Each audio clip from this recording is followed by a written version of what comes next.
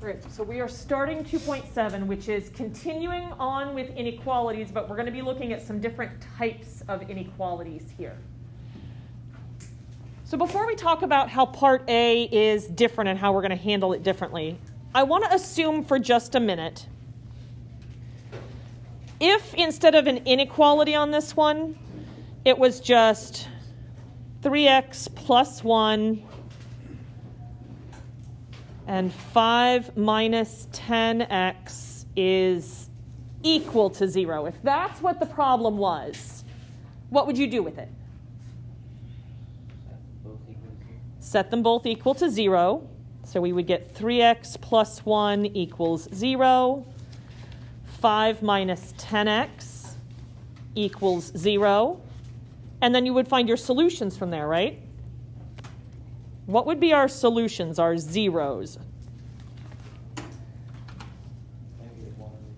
Negative 1 over 3.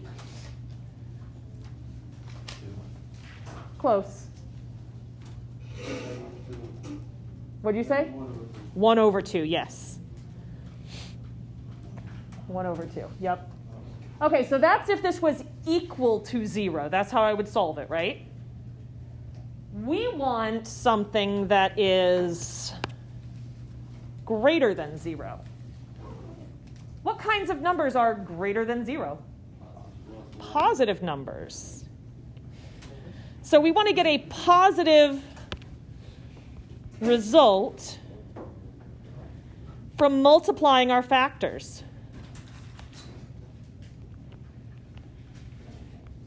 We want to try to guarantee that we would have some kind of positive number. It doesn't matter what kind of positive number, as long as it's not negative, it would make this inequality true, right? So I'm going to draw a number line. And I'm going to put our 2 zeros on this number line. Please go ahead and draw this in your notes as well. This number line that I'm drawing, we're going to use this as something called a sign chart. And we're going to use this to make sure that the result of multiplying these two factors together comes out to be a positive number. The negative 1/3 and the 1/2 would give me exactly 0. I don't want exactly 0. I'm going to draw some straight lines down from here.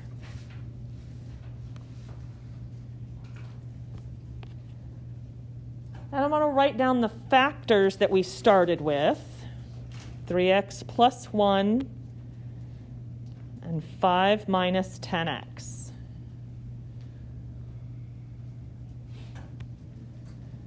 And I'm looking at this number line and those lines that are drawn on it to separate out intervals. So for starters, I'm just looking right in here. I'm going to pick out a test value, some number that would live over there on the left side on the number line, something easy for me to work with. And I'm going to substitute it in to both of these factors, and I'm going to see what kind of number that would give me, whether it's a positive or a negative.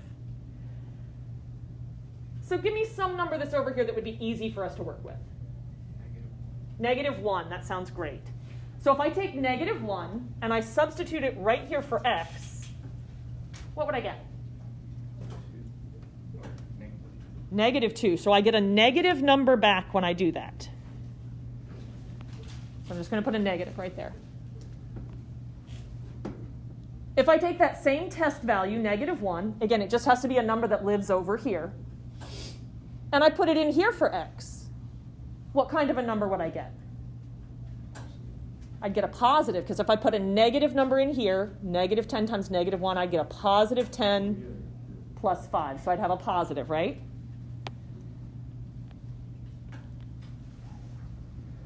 So here's one factor. Here's the other factor.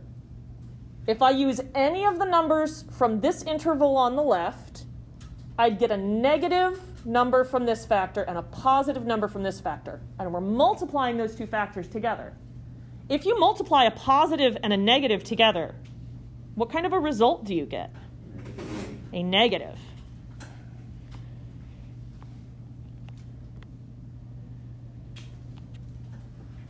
All right, I'm going to move over into the next interval. So now I'm right here. I want to pick out a number that lives somewhere in between negative 1/3 and 1/2, something that's easy to work with. 0. 0 lives right in between there.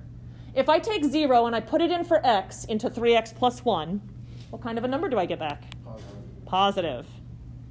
If I take 0 and I put it in here for x, what kind of a number do I get back?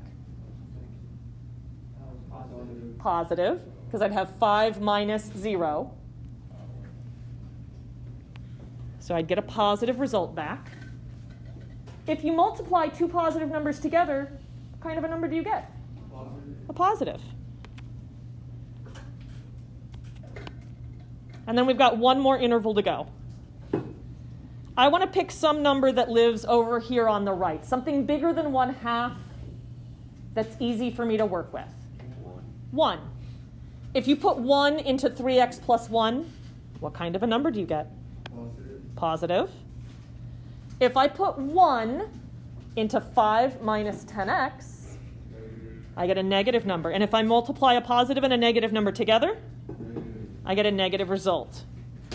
We said at the very beginning of this problem, because of that inequality, we want what types of numbers so this inequality is true? Positive. We want positive results from multiplying our factors together. Well, when I look down here, there's only one spot down here where I end up with positive results, right? Right here. Any numbers in between negative 1/3 and positive 1/2 would meet those requirements. Numbers in this interval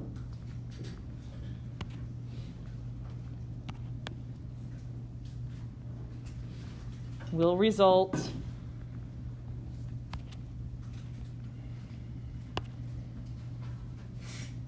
in a positive answer.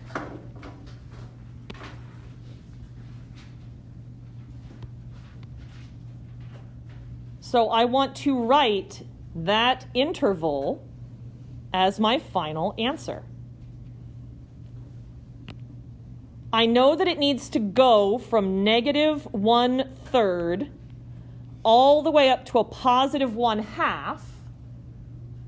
Would I use brackets or would I use parentheses for this? Why? Because you can't be like right on the numbers. Why can't I be? One of the equations would end up being 0. Yes, one of my factors would end up being 0, and why is that not okay because of my inequality? It has to be greater. Has to be greater than 0. I don't want it to be equal to 0, so I'm not going to include the values that would make it 0. So I'm going to use parentheses here.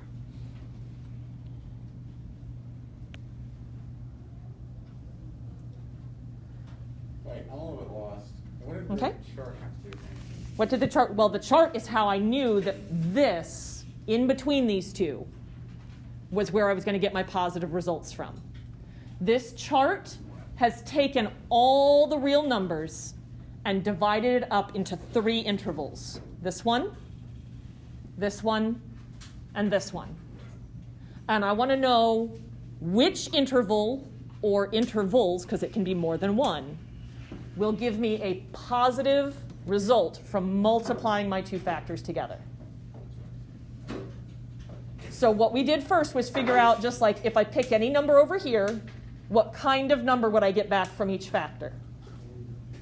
And then if I take those numbers, I don't know what the numbers are, but I know whether they're positive or negative. And I know what happens when I multiply positive and negative numbers together. Does that make sense? Okay. Pedro, you had your hand up. Oh yeah, why can't we just like do distribution for the 3x plus 1 and 5 minus 10x? Well, if you do distribution, how is that going to help you answer the question of the values that are greater than 0?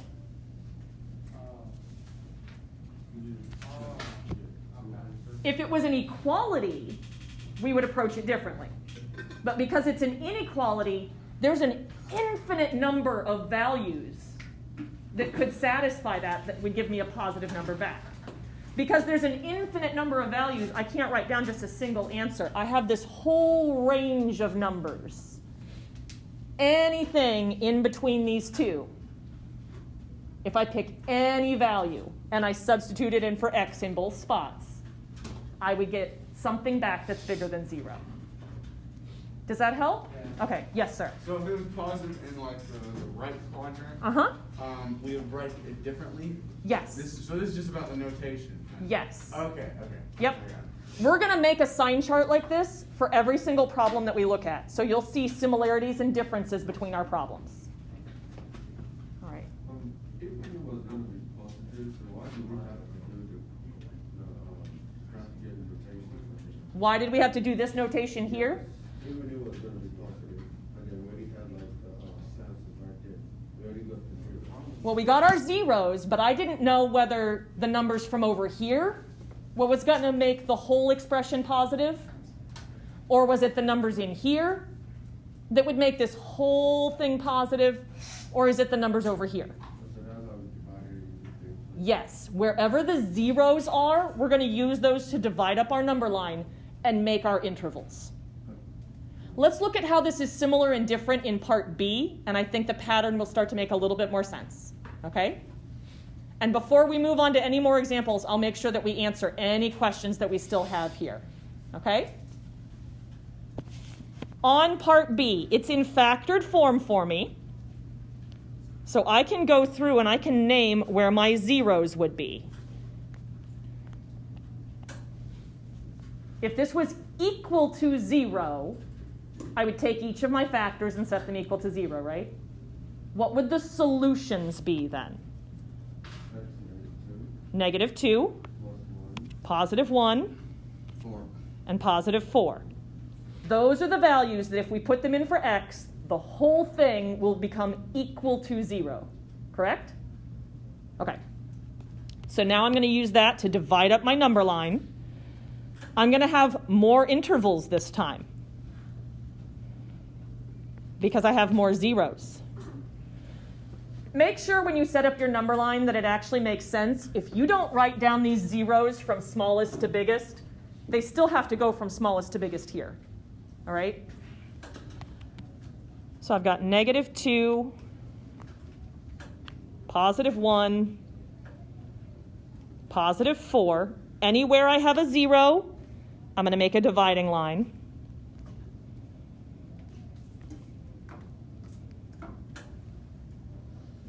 We had 3 zeros, but how many intervals are we going to be checking? 3, 4. 1, 2, 3, 4 intervals. Yes. It's always going to be one more than the number of zeros we've got. What are the factors that we need to check this in? X plus 2, x minus 1, 4 minus 6. Yep, x plus 2, x minus 1, and 4 minus x. And then I need a spot for my result.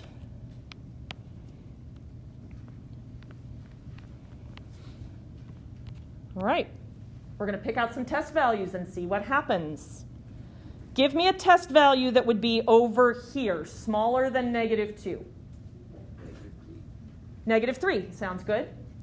If I take -3 and I put it into this first factor, x plus 2, do I get a positive or negative answer back? Negative. If I take -3 and I put it in here for x, so I get -3 minus 1, I get a negative answer. If I take -3 and I put it into this last factor, 4 minus -3, I get a positive. We're multiplying all these factors together up here in the original expression, right? If you multiply 2 negative numbers and then a positive number, you get a positive result.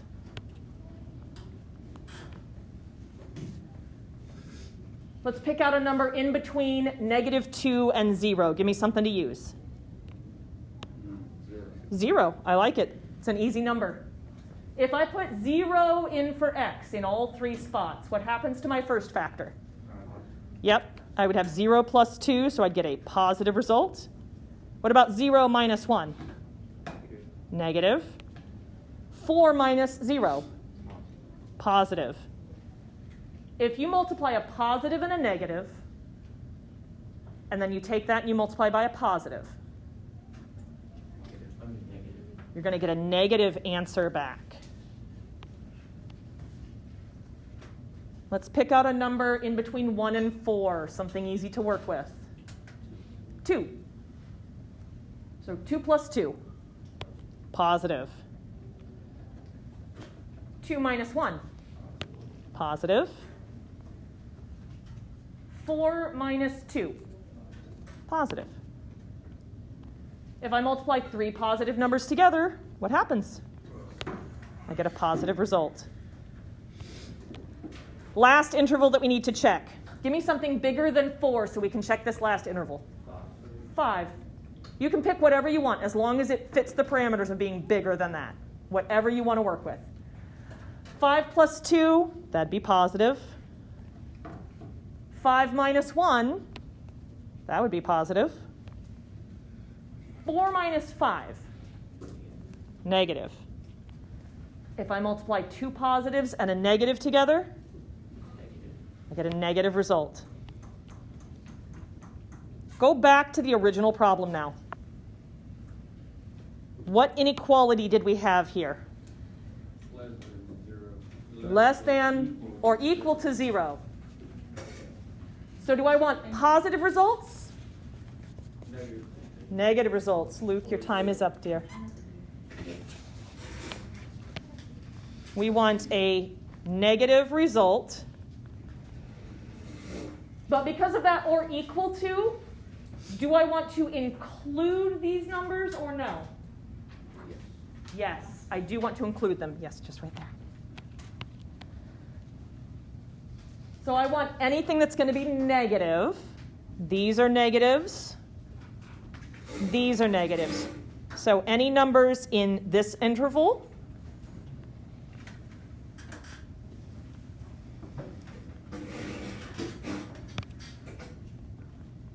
and any numbers in this interval.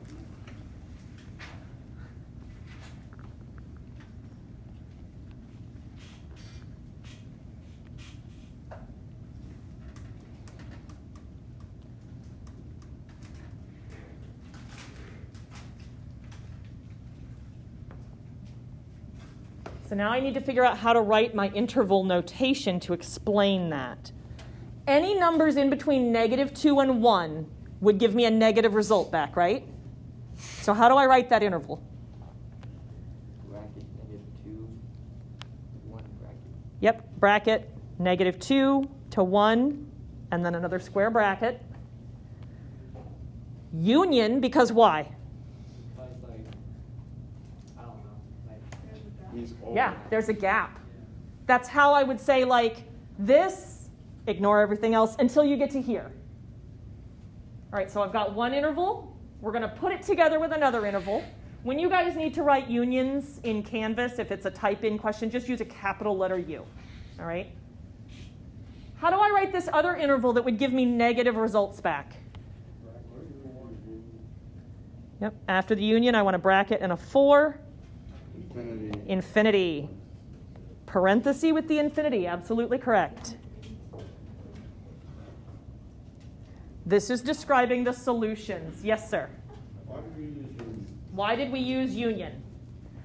Because numbers in between -2 and 1 will give me a negative result. Numbers in between 1 and 4 will not. So I have to leave those out. But then numbers bigger than 4 will also give me a negative result. So I have to include these two, but I have to leave these ones out right here. And the way I do that is with a union. Does that make more sense? Yeah, it is. Good.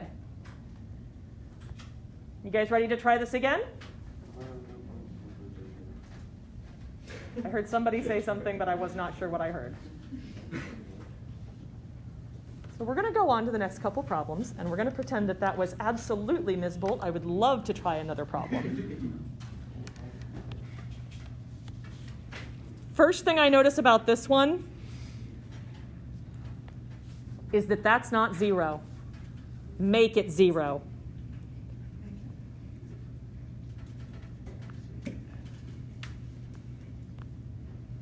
What would I need to do to make that a 0? Subtract 3. Subtract 3 from both sides.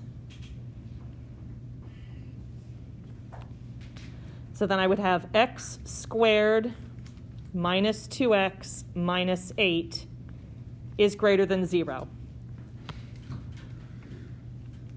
I need to factor this so that I know where my roots are, because that's what makes the dividing lines for my intervals. So I need two numbers that when I multiply them together, I get negative 8, but when I add them together, I get negative 2. Yes. X minus 4 and x plus 2.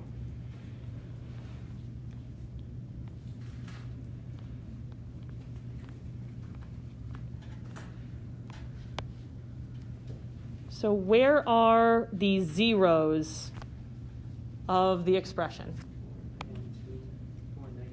4 and negative 2. So I'm going to draw my number line, my sign chart. Which one should come first? Negative 2. My number line was making me mad. That's a little bit better. Make sure that the negative 2 is to the left and that the 4 is on the right side of it. That divides up my intervals. So we've got two factors, x minus 4, x plus 2, and then below that I'm going to have room for the result.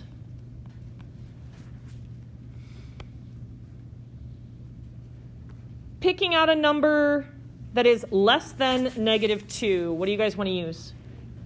Negative 3. I tend to go after like 10s and 5s and stuff, but I'm willing to use whatever you guys want. So negative 3, if I put that into x minus 4, what kind of a result do I get back? Negative. X plus 2, if I put negative 3 in for x, I get a negative. When you multiply two negatives together, you get a positive. Picking out a number in between negative 2 and 4. 0. When I put 0 in for x into the first expression, I get what kind of number back? Negative. When I put 0 into the second expression, I get a positive. When you multiply a positive and a negative together, you get a negative. One more interval, something bigger than 4 to use as a test value. 5. 5 minus 4? 1. That's a positive number. 5 plus 2? 7. That's another positive number. When you multiply two positives together, you get a positive.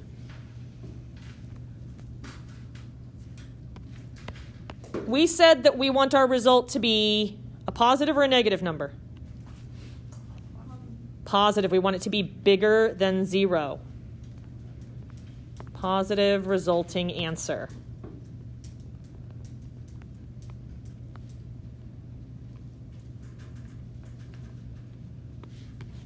So I'm looking at this interval over here, anything smaller than negative 2, or this interval over here, anything bigger than positive 4. Those will result in positive answers when I multiply them together. How should I write that interval? Parentheses, negative infinity, comma, negative 2, bracket. Bracket or parenthesis here? How do we decide? How do we know? It's just greater than. It's not an or equal to. So I don't want it to be equal to 0. So I have to use the parenthesis because I don't want to actually include the value that would make it 0. That's why we did it on the last one, because the last one was greater than Yes, that's exactly right. last one. Yep. Cool. Then we've got this gap. Union. And then what? Parentheses 4, comma, infinity. Yes, parentheses 4, comma, to infinity. There we go. For part D, is it 0 over there on the right? No. I'm going to need to get it to be a 0. Do you think I'll need to do anything on the left? Yeah, I'm going to need to distribute that over there. So we're going to make this 0 by subtracting 5 from both sides. And I need to distribute this x. 2x squared plus 3x minus 5 is greater than or equal to 0. And then I need to factor this so that I can find where my roots are, my zeros. So I need two numbers that multiply together to give me negative 10, but add to a positive 3. Negative 2 and 5. I'm going to use factoring by grouping because I don't have enough room for an area model here. So minus 2x plus 5x. Minus 5 is greater than or equal to 0. I'm going to make my groups now.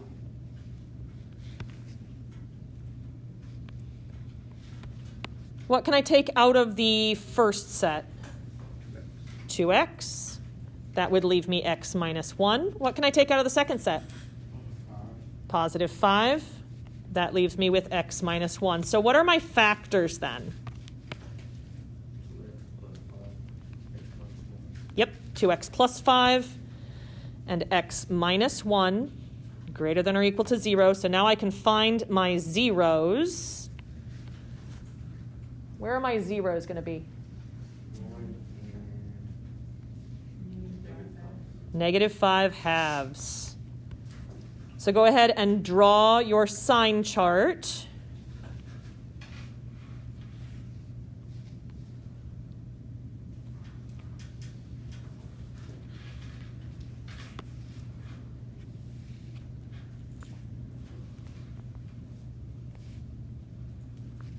I need the negative 5 halves further to the left and my positive 1 further to the right.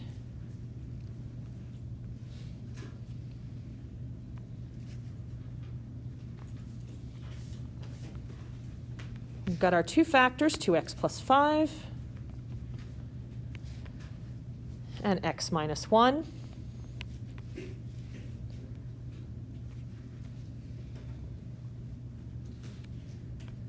If you pick out a number that's smaller than negative 5 over 2, smaller than 2.5, give me something that would work. Negative 3, negative 5. Let's go with negative 5. Sounds good. If I put negative 5 in the place for x, what happens in the first expression? I get a negative. What about in the second expression if I put negative 5 in there? I get a negative. When you multiply a negative and a negative? Positive. In between negative 5 halves and positive 1, I need a test value. 0, I like 0. In my first expression, if I put 0 in for x, do I get a positive or negative number back? Positive. What about in the second expression? Negative. When I multiply a positive and a negative, I get a negative result. Something bigger than 1. 2. So 4 plus 5, that's a positive number. 2 minus 1, that's a positive number. So I'd get a positive result there. We want numbers that are positive or negative? Positive.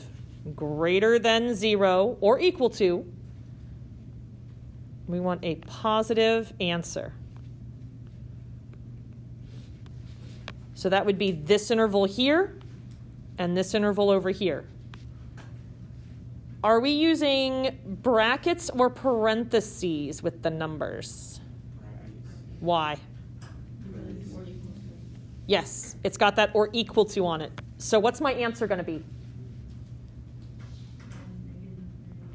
Negative infinity. Negative 5 halves. Parentheses around the negative. Okay, and then you said a bracket around the 5 halves. And then union. Union, because we have a gap. And then a bracket and then infinity. Yep, bracket and a 1, and then infinity and parentheses. How are we doing? Are we following the process okay? It took me a little bit of time to wrap my head around it, but once I understood what we were doing with the sign chart, I'm like, oh, I can do this. It's less computation than what we've done with like quadratic formula. Yes, sir. What is that on your one? You know, like a beetle? Oh, that right there? Yeah. It is a creature that a friend of mine drew and then had turned into a sticker. Oh. So, all right. Let's look at like probably one more problem right now. And then we'll end the week and we'll pick up there on Tuesday, okay?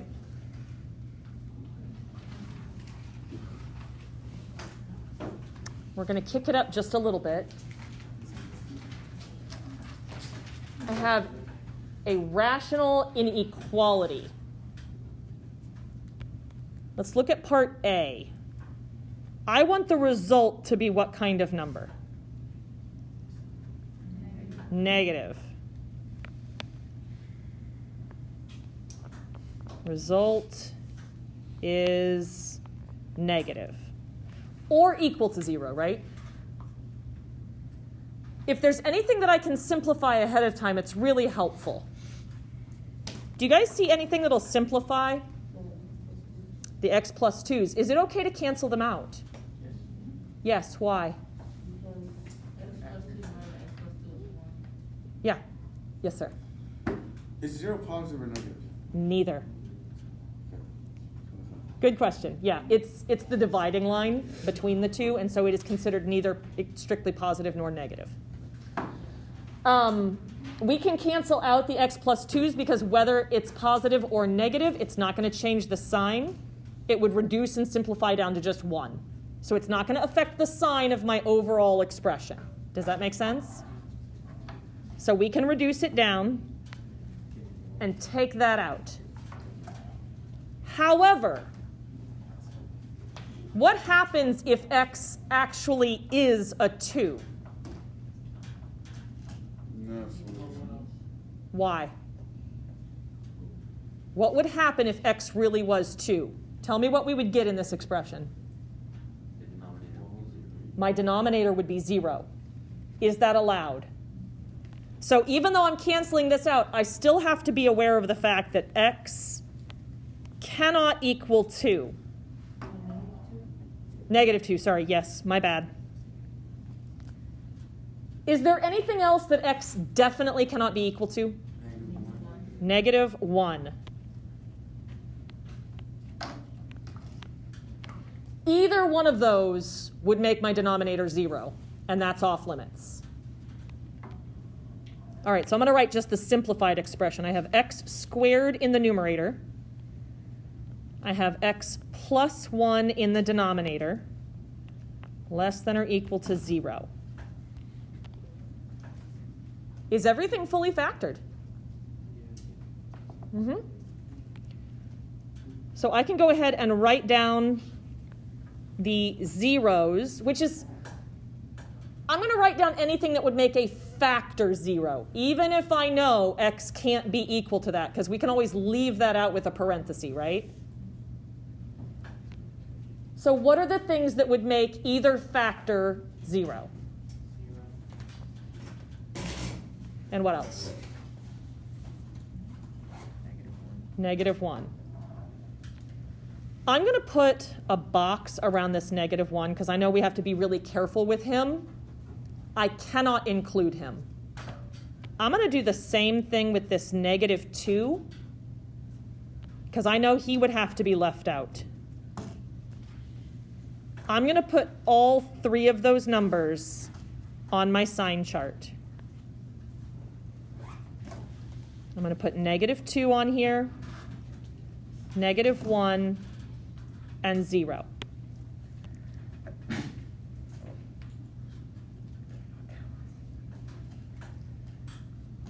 I only need to check 2 factors, though. I'm I'm going to put these around here so I don't forget. These cannot be included. But 0 can be included, right? So I'm going to put an I there so I remember that one can be included. That one would get a bracket because of the or equal to. So down at the bottom of my line, I put just a capital I, so I remember that. I'm sorry, I'm a little lost on our zeros. Yep. How do we get that? How do we get the zeros? Anything that makes a factor 0. No, wait. So we have a -2, -1, and 0, but on the zeros it says 0 and -1. Yep. We canceled this guy out. Oh, okay, got that one. Yep, but I have to make sure that he doesn't end up inside one of my intervals. Because if it comes out to be exactly -2, my whole fraction falls apart. All right, so we've got x squared. And I have x plus 1 that I need to check.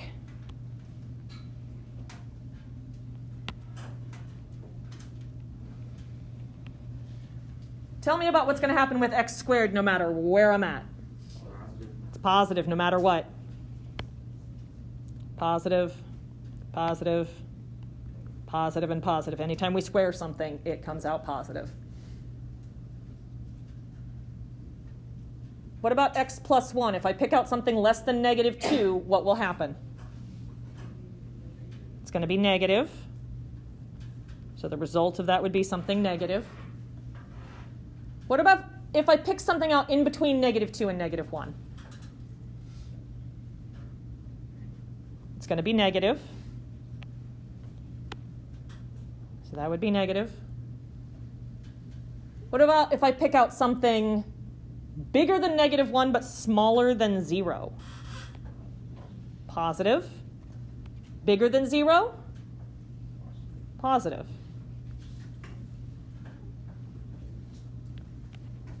I'm going to make this a little bit smaller so that everybody can see it, because I know it's hard to see the bottom of the screen towards the back.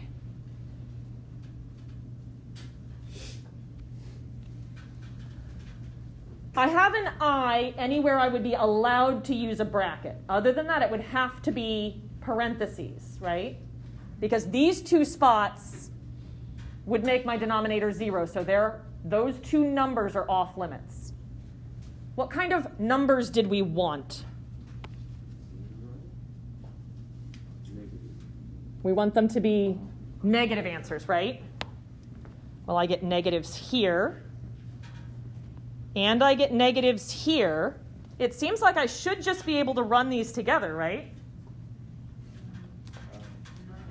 Why not? Yeah, I have to exclude that -2. I'm not allowed to include that one at all.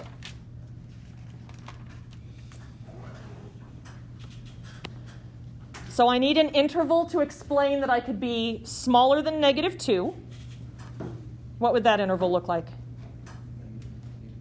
-∞ up to -2.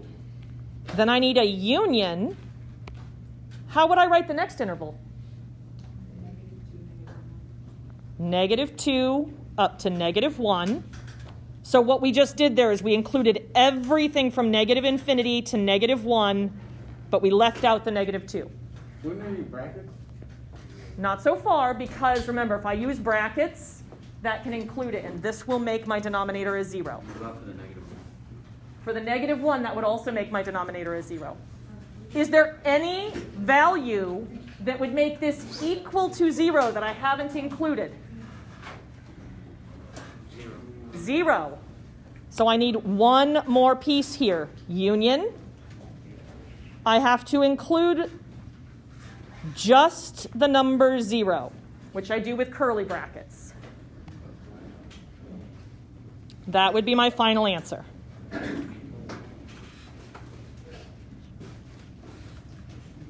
Yes, ma'am. Why do we have to include 0? Because we have this or equal to 0 here. And the way I would make this equal to 0 is if my numerator was 0. So if x was 0, this would be equal to 0. So I have to include that value. Does that make sense? Awesome.